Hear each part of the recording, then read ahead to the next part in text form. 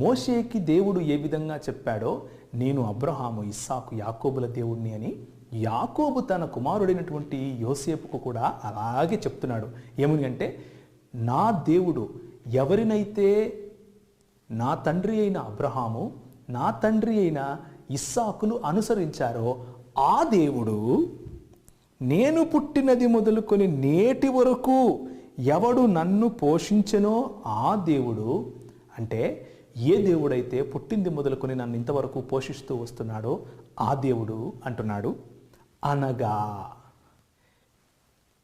సమస్తమైన కీడులలో నుండి నన్ను తప్పించిన దూత ఈ పిల్లలను ఆశీర్వదించునుగాక. చూడండి ఎంత స్పష్టంగా దేవుని వాక్యం చెబుతా ఉందో. అంటే ఆనాడు అబ్రహాముకు కనిపించినటువంటి యెహోవా దూత, ఆనాడు అబ్రహాముతో మాట్లాడినటువంటి యెహోవా దూత, ఆనాడు హాగరుకు కనిపించినటువంటి యెహోవా దూత, ఆనాడు యాకోబుకు కనిపించినటువంటి యెహోవా దూత ఇంకెవరో కాదు, నా తండ్రి అయిన అబ్రహాము, ఇస్సాకులు అనుసరించినటువంటి దేవుడైన యెహోవా మిమ్మల్ని ఆశీర్వదించునుగాక అని యాకోబు తన పిల్లలను ఆశీర్వదిస్తున్నాడు.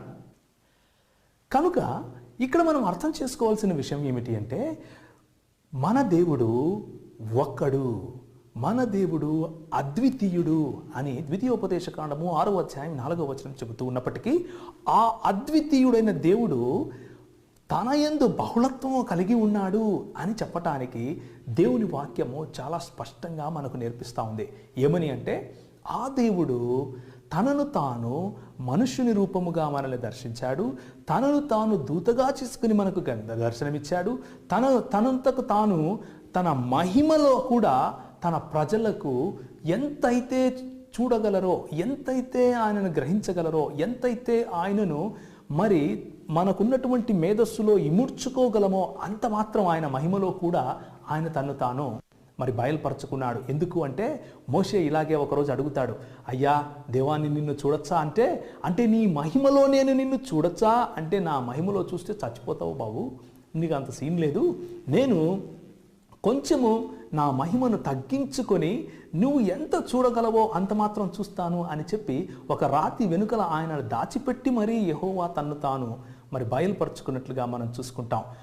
అదేవిధంగా యోహాను సువార్త ఒకసారి చూద్దాం. యోహాను సువార్త 12వ అధ్యాయం 41వ వచనం కనుక మనం చూస్తే చక్కటి మాట అక్కడ ఉంటుంది. చూడండి, యెహోవాను యేసు ప్రభువును గూర్చి మాట్లాడుతూ ఈ సంభాషణ జరుగుతూ ఉంది. యెషయా ఆయన మహిమను చూచినందున